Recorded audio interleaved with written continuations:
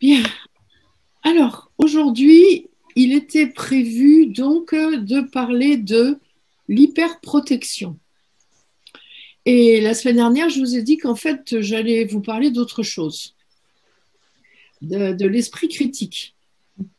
Et puis, j'ai contacté un ami psychiatre et j'ai discuté avec lui de l'hyperprotection, qui est un système de défense qu'il connaissait très peu, qu'il utilise très peu.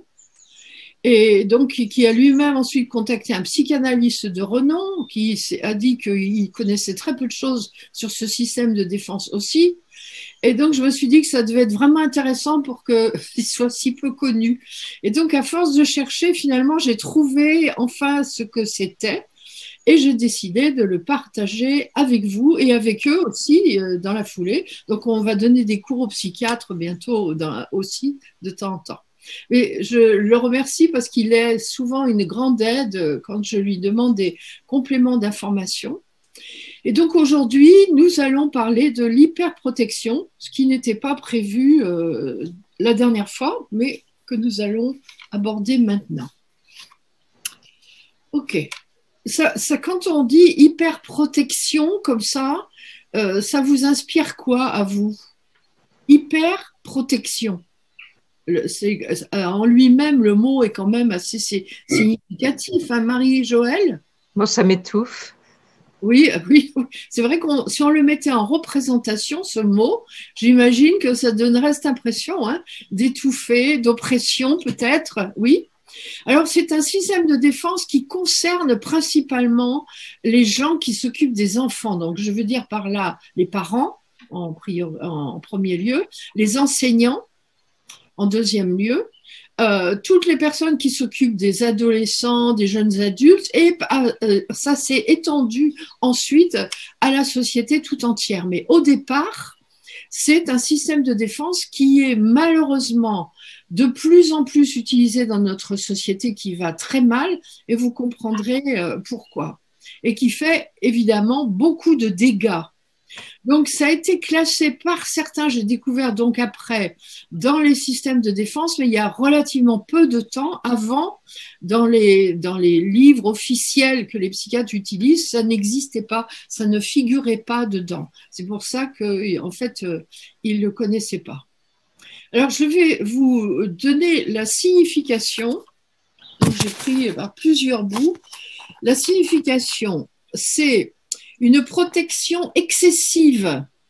Le mot protection est important, hein, notamment une sollicitude anxieuse de la part des parents ou de toute personne s'occupant ou ayant à s'occuper de l'éducation d'autres personnes, qui peuvent, cette sollicitude excessive, entraîner des troubles psychologiques chez un individu protégé. Voilà. Donc, en raccourci, c'est quand on exagère dans le soin qu'on prend de quelqu'un en croyant bien faire. On va le dire avec des mots de tous les jours. Et donc, on parle aussi de surmoi hyper moral. Donc, hyper comme un hypermarché, moral. En gros, des parents qui mettent en place des règles drastiques, donc extrêmement dures, ou la société aussi qui surprotège parfois ses citoyens ou mettent en place des règles drastiques aussi. Ça va peut-être vous parler de quelque chose, ça. Ok. Donc là, on est en plein dans la superprotection. Et alors, donc, j'ai découvert dans la foulée qu'il y avait deux sortes de parents surprotecteurs. Il y a les hélicoptères et les bulldozers. Alors, ben oui, ça c'est. Il y en a qui se sont amusés à leur donner des noms. Alors, les parents hélicoptères sont des parents dont le profil correspond à ceux qui tournent tout le temps en rond, sans arrêt autour de leurs enfants, ou des gens dont ils s'occupent. On pourrait même dire que ça s'étend au couple d'ailleurs, en anticipant tous leurs désirs. Donc, vous voyez ça, les parents qui anticipent tous les désirs de leurs gamins, avant même qu'ils aient même eu le temps non seulement de les exprimer, mais même d'y penser. Oui. Et ensuite, les parents bulldozers Finalement, c'est un autre nom, mais c'est pas mieux. Hein. Et eux, c'est une autre facette de l'hyperparentalité, celle-là, qui ouvre en permanence la voie pour que leurs enfants ne rencontrent jamais aucune difficulté. On verra à tous les points de vue, à tous les niveaux, il ne faut pas que les enfants aient des difficultés, des problèmes. Donc, ce sont les deux types de parents et on classe ça dans l'hyperparentalité. Donc, on y reviendra tout à l'heure parce que j'indiquerai juste quelques items pour répondre à la question comment faire pour rendre ses enfants plus forts.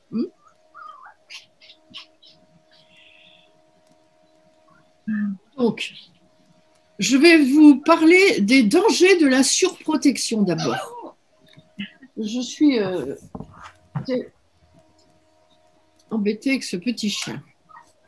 Donc, il est normal, bien sûr, de protéger ses enfants, de veiller à ce qu'il n'y ait pas de gros risques, qu'ils ne se fassent pas mal, ou, enfin bon, de les protéger, c'est un minimum. Hein. Et le problème, c'est justement de trouver l'équilibre entre l'autoritarisme et le laxisme. Où est-ce qu'elle est la frontière? Et je dois vous avouer que après avoir fini de travailler le cours, eh bien, c'était pas très facile de répondre à cette question. Quel est la juste milieu entre les deux, entre l'équilibre de l'autoritarisme d'hier aussi, c'était plutôt hier, et puis le laxisme d'aujourd'hui. Alors bien sûr, on cherche toujours le bien-être de ceux qu'on aime, mais quand c'est fait de manière excessive, en ignorant les dangers de la superprotection, de la surprotection, les parents voient des menaces là où il n'y en a pas. Alors, je me suis souvenu de mes enfants petits, ou de moi avec mes petits-enfants, par exemple. Quand il y en a un qui me demande « Mamie, j'ai soif », je lui dis « Tu te bouges les fesses, tu vas chercher à boire ». Ça veut dire que je mettais autrefois un petit tabouret devant l'évier, et puis ils y allaient et ils prenaient leur verre et ils buvaient. J'avais au début un espèce de peur quand même que le tabouret il glisse, qu'il se casse la figure, qu'il descende pas bien, alors qu'en fait ils passaient leur journée à crapahuter sur à peu près tout. Mais là, bizarrement, c'était une grande peur. Et puis j'ai appris à plus avoir peur et donc décidé de faire comme ça. Il n'y en a jamais un qui est tombé, ça aurait pu arriver, mais ça peut arriver qu'il tombe dans beaucoup d'autres cas aussi. Hein. Donc, les parents voient des menaces là où il n'y en a pas, j'ai envie de dire forcément, pas systématiquement. Il y en a toujours un peu. Le risque zéro n'existe pas. Mais il y a quand même des tas de situations où les enfants peuvent se débrouiller par eux-mêmes. Et là, c'est une des premières choses, c'est que les enfants ont besoin d'apprendre à se débrouiller par eux-mêmes.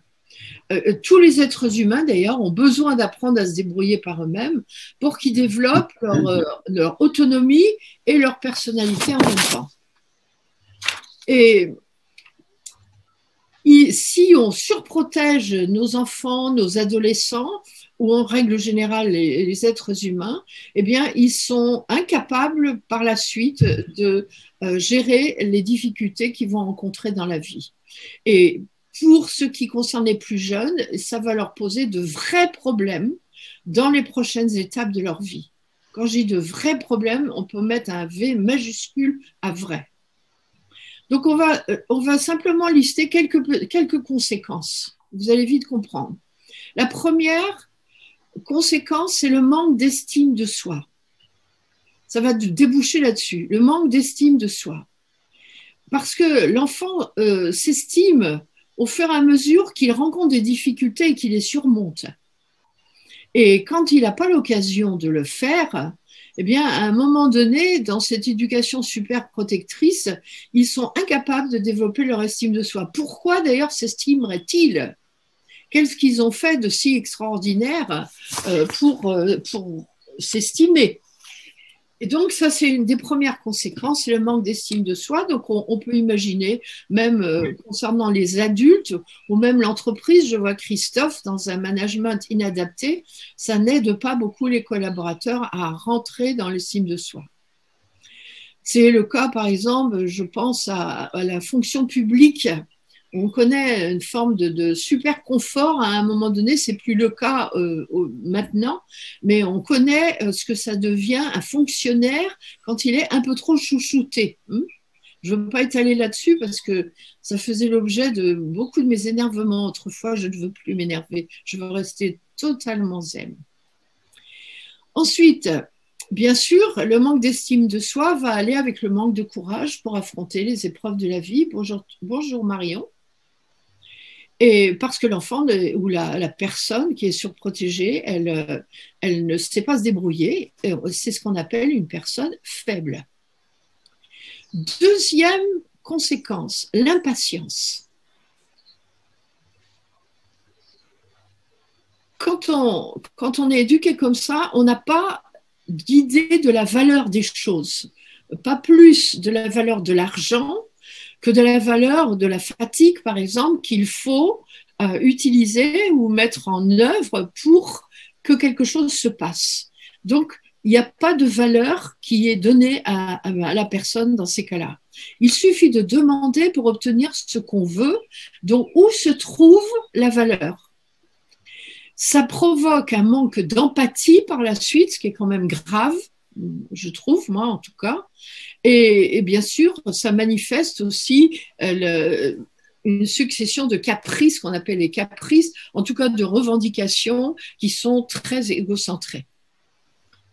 Donc, l'impatience. Ensuite, on devient, quand on est comme ça, dépendant, évidemment. Pour les enfants, c'est des parents. Pour quelqu'un de plus adulte, dépendant de celui qui le surprotège. On ne peut rien faire tout seul. Et donc, on encourage un excès de dépendance quand on surprotège quelqu'un. Cela affecte notre autonomie, cela affecte notre indépendance, et c'est un comportement, quand on l'adopte jeune, qui va durer généralement tout le reste de notre vie. Autre conséquence, c'est le développement de la peur et du sentiment d'insécurité. Quand on n'arrive pas à se débrouiller tout seul dans la vie, obligatoirement, c'est la peur qui prend la place et le sentiment d'insécurité.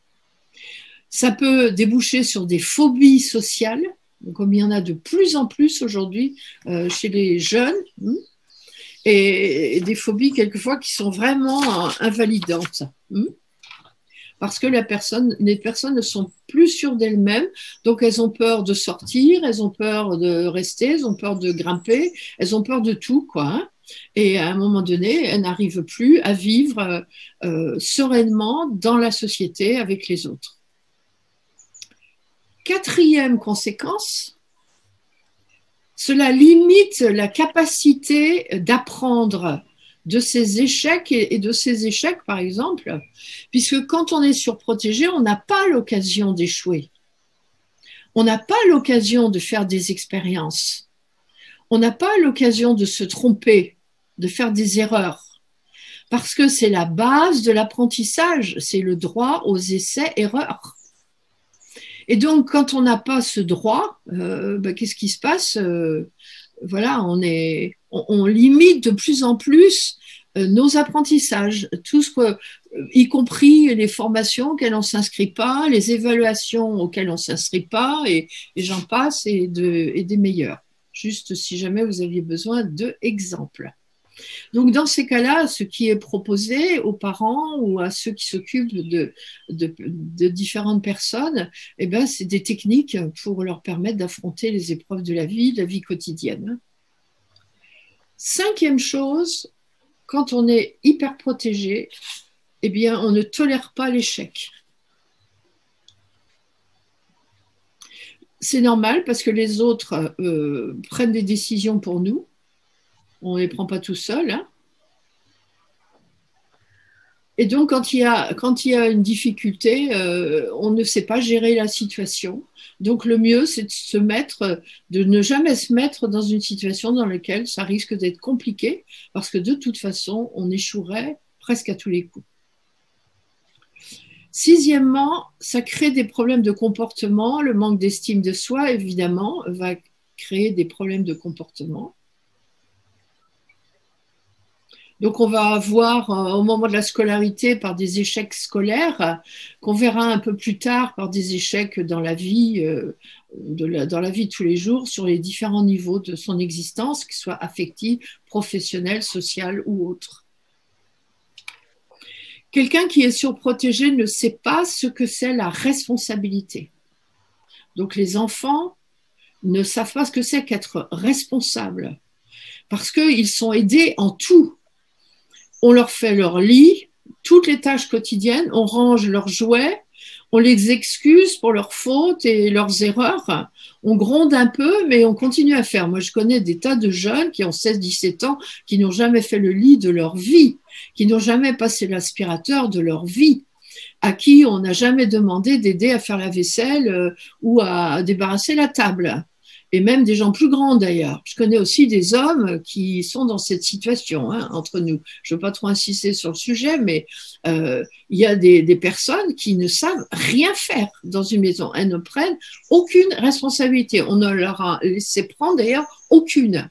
Ça, ce sont les dommages de la surprotection. Donc, on fait des gens qui ne sont pas responsables.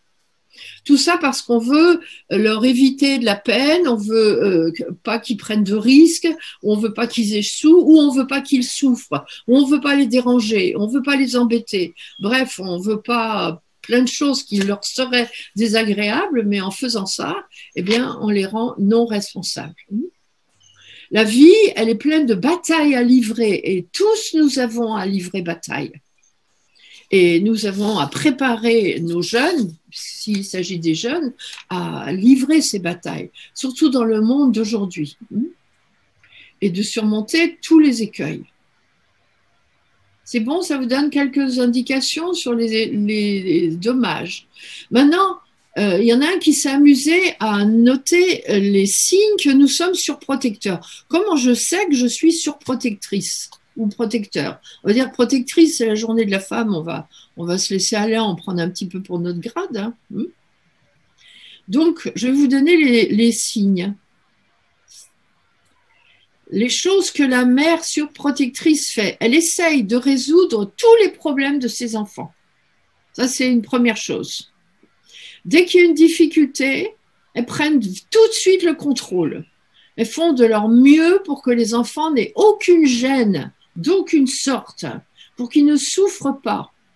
Et elles ne leur permettent jamais de développer la tolérance et la frustration. Voilà. Il n'est pas question que ce cher petit soit frustré de quoi que ce soit. Et il en est de même pour la capacité à résoudre les problèmes. Elle règle tous les problèmes à la place de l'enfant. Donc ça, c'est une première indication. Et vous pouvez reconnaître chez vous-même peut-être ou vos enfants, si ils ont eux-mêmes des enfants, certainement certaines de ces manifestations. La deuxième attitude, c'est d'avoir des contacts fréquents avec l'école ou avec les personnes qui sont chargées de l'éducation ou de l'accompagnement de la personne. Et les parents surprotecteurs vont voir les enseignants pour résoudre le moindre problème. Le petit s'est disputé avec un gamin, on va voir le professeur. Le petit a un professeur ou un instituteur avec lequel il ne s'entend pas, qu'il n'aime pas, on va le voir pour lui demander des comptes. Je veux dire, dès qu'il y a un inconfort quelque part, immédiatement on se précipite pour essayer de le régler. Ce qui peut vous paraître à certains d'entre vous normal, mais qui ne l'est pas du tout, en tout cas pas jusqu'à un certain point. Les enfants ont à apprendre aussi qu'il y a des gens dans la vie qui sont des gens désagréables, que tout le monde ne nous aime pas, que parfois il y a des petits copains qui ne sont pas très sympathiques. Il y a juste à trouver l'équilibre entre y aller parce que réellement il y a un vrai problème, et ça l'enfant le manifeste quand même très clairement, ou simplement dès qu'il y a une expression d'un problème, hop, on se précipite pour le traiter.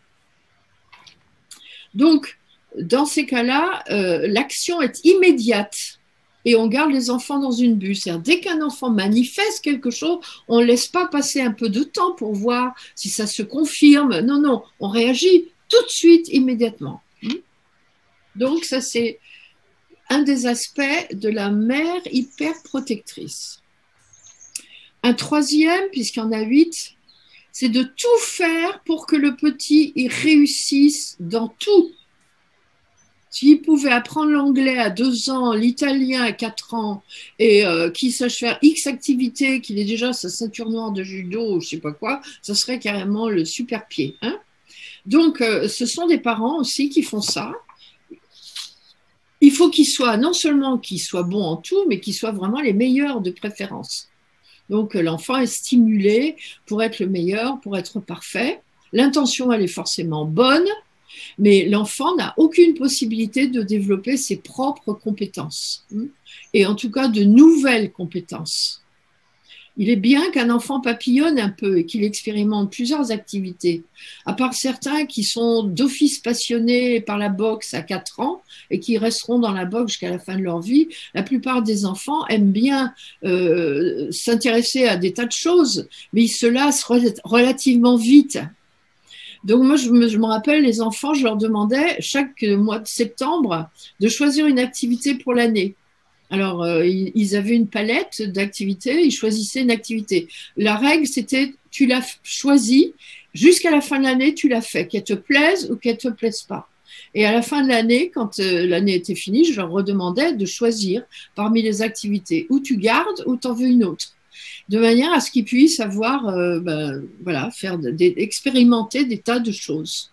Et c'était rarement ce qu'ils aimaient d'ailleurs, ce que moi j'avais imaginé pour eux. Je me rappelle, ma fille aînée, je trouvais qu'elle serait superbe en danse classique.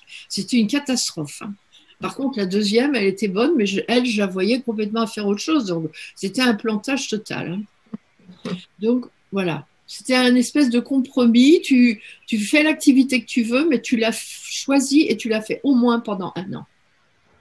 Ensuite, quatrièmement, être condescendant quand les choses ne vont pas bien, extrêmement condescendant. Alors, quand les enfants ont des émotions, il est bien qu'ils les expriment. C'est bien, c'est normal d'ailleurs, il faut même les encourager à exprimer les émotions. Mais on a aussi à les aider à accepter la réalité telle qu'elle est. Les larmes, la tristesse, une mère super protectrice ne peut pas les empêcher. Elle peut aussi laisser sa petite tête blonde pleurer pendant 1 heure dans sa chambrette. Hein. Il n'en mourra pas ou elle n'en mourra pas. C'est pas obligé de systématiquement se précipiter pour voir si par hasard elle n'aurait pas un traumatisme à vie. Une fois qu'on sait quel est le problème, après on la laisse. Si elle a perdu son chat ou je sais pas, il y a des choses dans la vie qui sont douloureuses, ou qu'on a emmené la petite sœur et pas elle, ou je sais pas quoi. Il y a une part de souffrance qui est à vivre et à accepter. Quand on est surprotecteur, on ne supporte pas que l'enfant ait de la tristesse ou de la colère. On ne supporte pas, donc on essaye de faire quelque chose pour que ça s'arrête, ou en lui trouvant une autre activité, ou ce qui est tout à fait dommage. Il faut accepter qu'un petit moment, elle se retrouve avec elle-même et qu'elle exprime sa souffrance. Un petit moment, hein, pas des jours hein, quand même. Hein. Cinquièmement, contrôler les amitiés de la personne, ou de l'enfant, ou du mari. Je le mets dans les enfants aussi, hein. Contrôler les amitiés de la personne. Donc, la mère surprotectrice veille à ce que ses enfants ne fréquentent que des enfants bons. Pas des gens bons, mais des enfants bons. Enfin, entre guillemets bons, hein, parce que chacun a sa vision de qu'est-ce qui est bon. Hein, voilà. Et donc, l'enfant, il a à apprendre à gérer ses relations interpersonnelles avec les autres. Hein. Et il doit avoir cette compétence et se développer par elle-même. De lui-même, s'il y a un gamin qui lui tape dessus ou qui fait que des bêtises, bon, il ira peut-être 1 ou 2 fois, mais de lui-même, il n'aura pas envie forcément d'y retourner. Donc, tout en veillant et en écoutant ce que l'enfant raconte, ce qu'il a à dire, quand on les connaît, on voit bien ce qui se passe un petit peu en eux, il y a des limites à la surprotection aussi. Et il a le droit, là aussi, à faire des expériences avec des gamins qui ne sont pas bons comme nous, on l'imagine, mais qui sont pas mal non plus. Alors, je vais raconter. En fait, ça m'a bien plu parce que je suis toujours pensé que j'étais une mauvaise mère. Et puis, finalement, en écoutant, je me suis dit, je n'étais pas si mal que ça. Dans le fond, je faisais aussi des trucs bien. Hein. Et un souvenir comme ça, j'avais à côté de chez moi des Roms, des gens qui vivaient dans une roulotte, dans une roulotte. Ils avaient 2, 3 enfants. Et ils gardaient régulièrement mes enfants. Et une fois, ils m'ont demandé de les emmener à Avignon en ville. Donc, je les ai laissés aller avec. Et ma mère, qui était venue me voir une fois dans l'année, ma mère, c'est une femme très bourgeoise, hein, elle a trouvé son petit-fils en train de faire la manche sur la grande place d'Avignon. Elle s'en est jamais remise d'ailleurs, ma mère. Pour mon fils en question, c'était un de ses plus beaux souvenirs de faire la manche pendant que le monsieur il grattait à la guitare sur la place.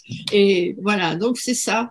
Normalement, j'aurais pas dû laisser mes enfants aller sur la place. Je ne savais d'ailleurs pas qu'ils feraient la manche, mais bon, ils faisaient la manche. Mais ça reste un bon souvenir pour eux. Ensuite, le 6e, être très envahissant dans le monde des enfants. Il y a des mères comme ça qui veulent qu'on leur raconte tout. Je ne veux pas que tu mentes à maman. On ne supporte pas qu'il ait des choses secrètes, qu'elle ait sa petite boîte secrète, qu'elle ait les petits trucs, les petits cahiers secrets.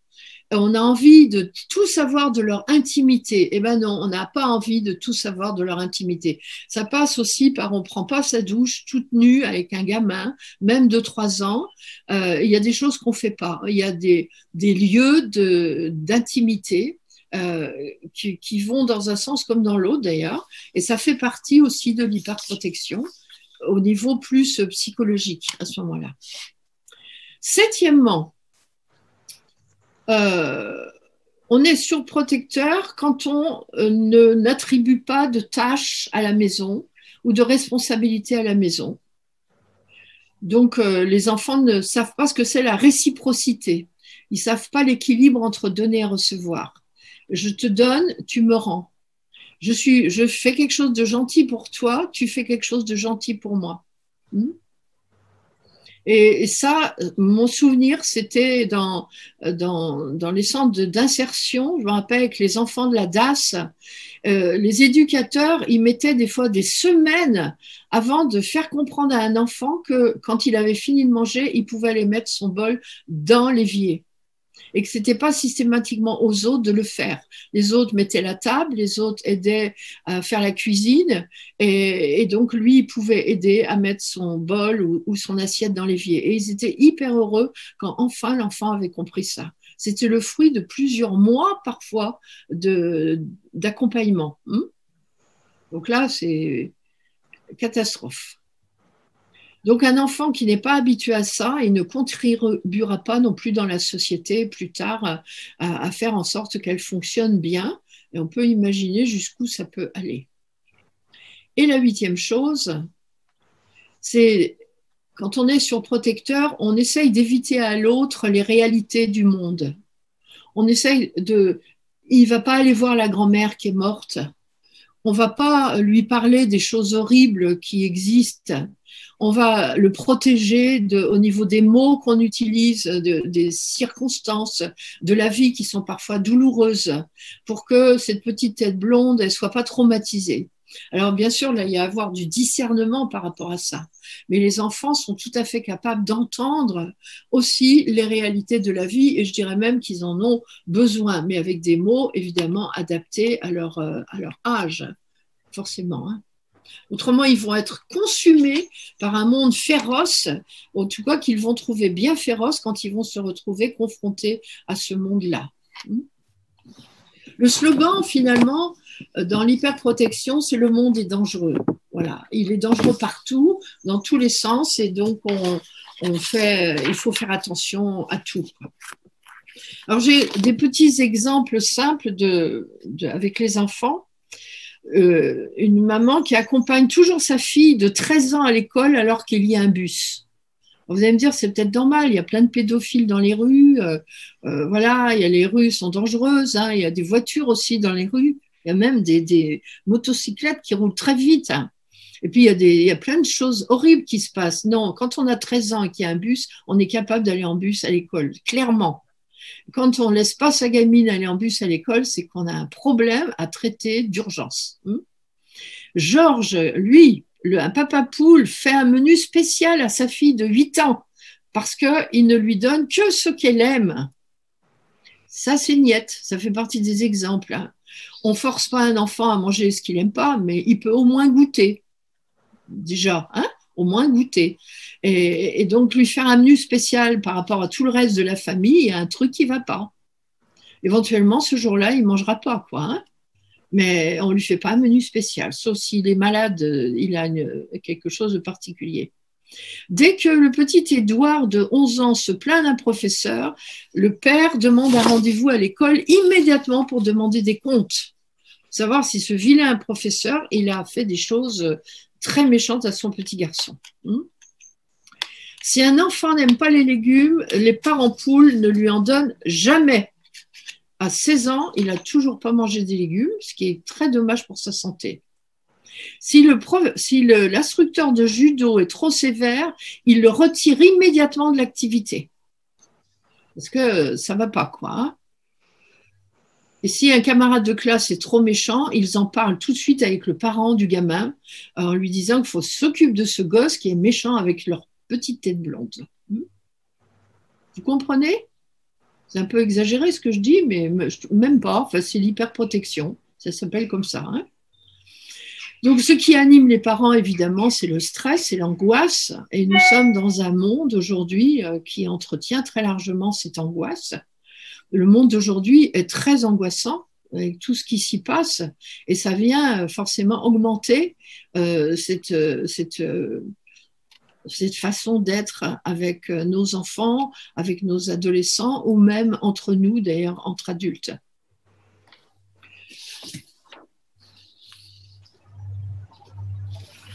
Est-ce que vous avez des questions à dire par rapport à ça?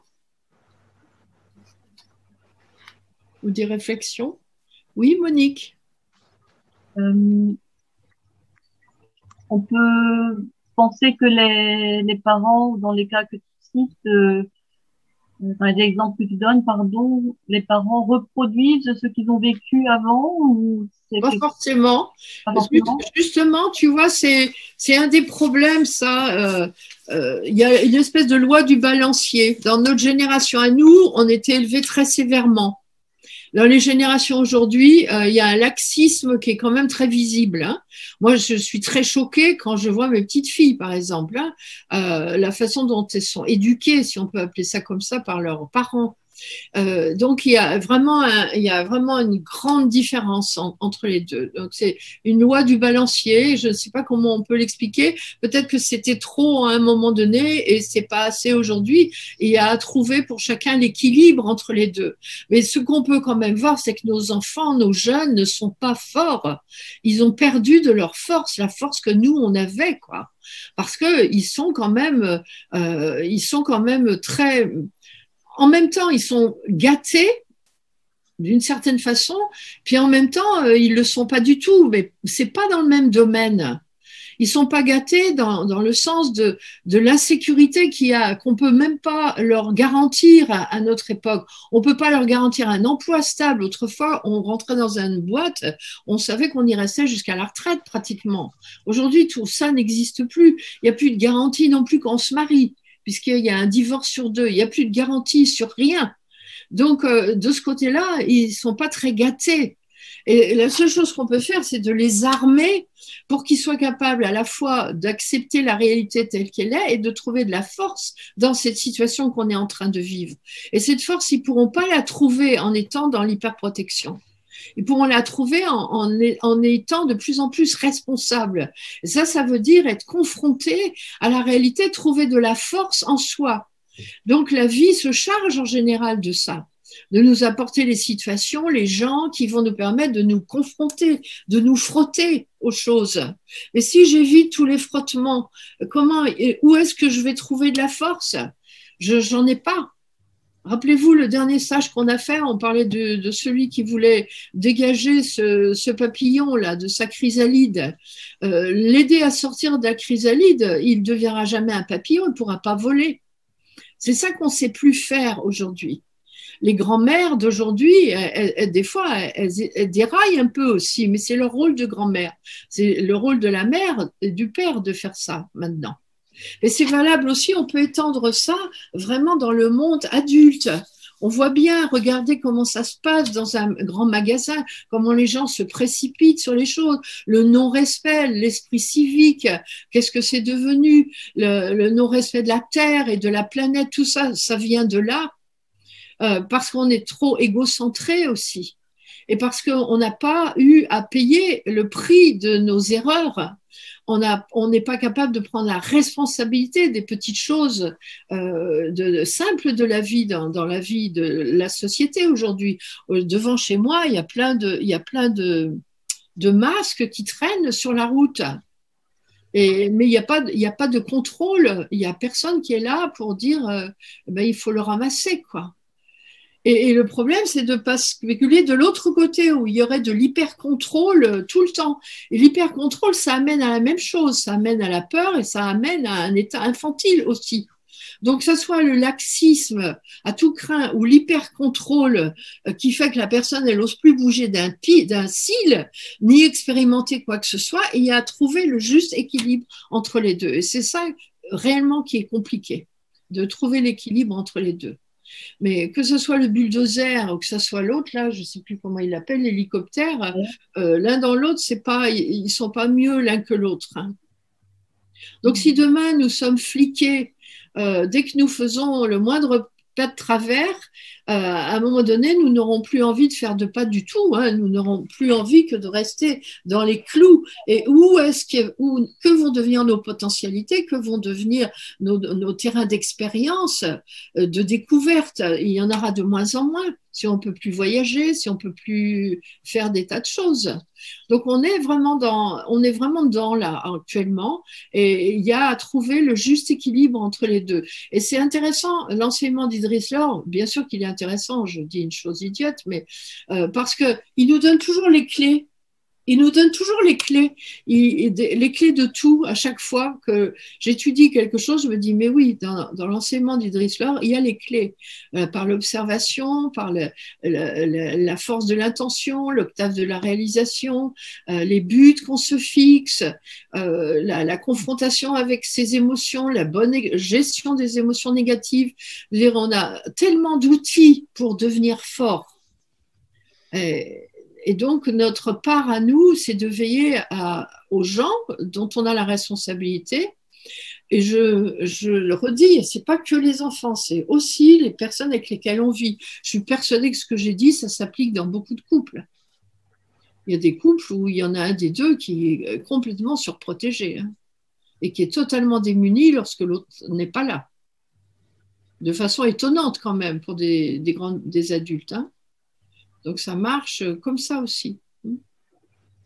Même dans l'entreprise, ça existe aussi. Oui, Christophe? Et dans les entreprises où des gens d'une même famille travaillent ensemble. Par exemple, oui. Alors là, c'est ce que tu as dit, plus. Hein. Oui, tout à fait, tout à fait. Donc vous voyez que c'est un mécanisme de défense qui est quand même important, qui mérite d'être regardé de plus près et qui surtout nous permet chacun de nous interroger sur nous-mêmes, sur nos façons de fonctionner, les endroits peut-être où on fait trop, il y a des choses qu'on fait en trop ou pas assez. Oui, Monique? Pourquoi, alors je n'ai pas compris, pourquoi tu appelles ça un système de défense? On les étudie tous les lundis, ça fait partie des systèmes de défense. D'accord. Défense contre quoi? C'est un système de défense contre l'angoisse et la peur. Tu vois, comme je suis de plus en plus angoissée, que j'ai de plus en plus peur, eh bien, j'utilise ça pour, au moins, je me rassure en prenant, d'après moi, soin de quelqu'un d'autre, pour lui éviter de faire la même chose que moi, ou d'avoir autant peur que moi. Et en fait, je provoque exactement la même chose dans la réalité. Ça débouche ça a l'effet inverse.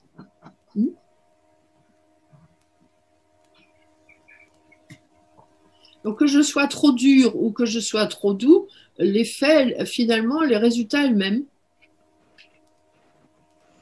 Ça fige la personne et ça lui enlève toute sa force de réalisation, sa force c'est surtout la force de réalisation là et de liberté, hein, le besoin de liberté. Oui, Patrice? C'est complètement irrationnel parce que c'est que des projections. Oui, c'est complètement irrationnel, oui, c'est vrai. C'est irrationnel, mais c'est un moyen qu'on trouve, tu vois? C'est un moyen qu'on trouve, c'est aussi une projection, c'est tout ce que tu veux, mais c'est un moyen qu'on trouve pour gérer son angoisse et sa peur de l'avenir ou de, de, de, de ce qui peut arriver à l'autre. Alors on l'empêche, tu vois, on le protège, on le couve, on fait attention, on l'enferme dans une bulle. Et c'est vrai que dans la bulle, à un moment donné, tu respires plus. Ouais. Et je vois de plus en plus de jeunes qui se suicident et qui se scarifient, qui se font beaucoup de mal, hein. Ils n'ont pratiquement plus que ça comme choix à un moment donné pour crier leur envie d'être libre.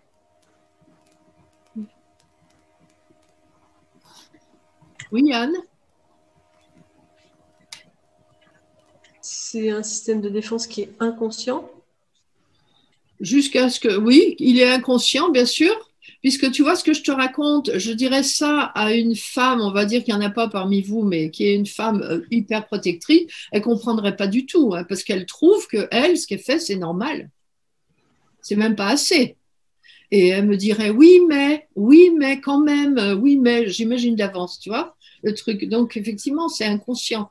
Le côté trop de la chose est totalement inconscient. Donc, c'est le fruit d'une réflexion personnelle, tu vois, ou alors c'est malheureusement quand il y a un problème avec un enfant que tout d'un coup, on est confronté à ça. Quand un enfant va voir un psy, en général, on dit aux parents que c'est à eux de faire un travail, hein. Tu vois. Et le travail, il peut être déjà à ce niveau-là. Comment est-ce que vous la respectez pas dans son besoin d'être libre, et quel que soit l'âge d'ailleurs. Et oui, il y a des crises, les enfants, ils passent des crises, il y a des crises très difficiles, même parfois. Ça fait partie de la vie, et il y a un moment donné, on ne peut rien faire d'autre. Je me souviens quand les filles sont passées en 6e, elles avaient la possibilité de demander si elles voulaient être avec des copines ou pas, etc. On n'avait rien demandé de particulier. Et je me souviens de la plus jeune qui s'était retrouvée, elle avait aucune copine dans sa classe et c'était difficile et ses copines étaient ensemble. Et je lui dis, dans la vie, c'est comme ça, tu rencontreras des situations où tu n'auras pas toujours un copain ou une copine avec toi. Donc, j'avais relativisé et en fait, j'avais su après que les parents de ses copines avaient fait des courriers pour que ma fille ne soit pas avec leur fille parce qu'elle avait des notes supérieures à leur fille. Mm-hmm. Et là, je tombais des nues. Je me dis, mais comment est-ce qu'on peut faire ça en tant que parent? Ben oui, il y a des parents comme ça qui sont. Ils devaient faire partie de la catégorie. Oui, voilà. Oui, sans doute. Oui, Catherine? Donc, il y a quelque chose d'assez paradoxal. Je pense à une cousine qui a été surprotégée par sa maman. Et en fait, qui a des gros problèmes psychologiques maintenant, voire même psychiatriques. Et en fait, sa maman l'a surprotégée de beaucoup de choses qui étaient très difficiles et mettait des photos d'elle partout, lui disait que c'était la plus belle, que c'était le centre du monde, quoi. Et c'était le centre un peu de son monde d'ailleurs. Mais voilà ce côté paradoxal où cette fille était un peu encensée, oui. mise sur un piédestal et en fait extrêmement fragile au bout du compte. Oui, d'ailleurs c'est un exemple que je ne vous ai pas donné, ça effectivement. C'est quand on met un enfant sur un piédestal et qu'on est tout le temps en train de l'encenser, c'est aussi une manière d'être hyper protecteur, effectivement. Ça fait partie des exemples, il y en a beaucoup. Hein. Oui, c'est juste. C'est juste. Alors, dans les petits tuyaux quand même qui sont donnés, je vous en donne quelques-uns, les petits tuyaux. On demande aux parents. Je vous rappelle qu'Idriss Laure donnait comme consigne, parce que beaucoup de fois, ces genres de questions lui étaient posées sur l'éducation. Il répondait qu'il ne s'occupait pas de l'éducation, que la seule chose qu'il pouvait dire, c'est soyez un exemple pour vos enfants, un modèle pour vos enfants. Bon, c'est tout. Mais, en fait, c'est tout, mais c'est tout, on pourrait dire. Hein. Donc là, quand un enfant demande, on ne lui donne jamais instantanément, par exemple. Il n'a jamais tout de suite. Et même s'il pleure et qu'il donne des coups de pied, il n'a jamais rien tout de suite. Alors, c'est pas de son âge, la tolérance à la frustration, elle peut grandir avec l'âge, mais il attend. On lui dit, tu l'auras à 15 heures, tu l'auras au moment où papa y rentre, ou peu importe, mais c'est pas tout de suite. Il a à apprendre à se sentir frustré. Donc, il y a dans les conseils qui sont donnés, divers et variés, il y a l'importance d'aider l'enfant à être dans la joie et à être dans une atmosphère joyeuse. Que l'éducation ne soit pas toujours très sérieuse et complexe, mais ça peut être joyeux et léger. Là, les grands-mères, elles ont un beau rôle par rapport à ça. Hein. Si vous avez de l'humour, c'est bien. C'est une grande aide aussi. Et il est dit que la force et la joie sont inséparables. Quelqu'un qui est fort, il est toujours joyeux à certains moments. En tout cas, il est capable d'exprimer de la joie.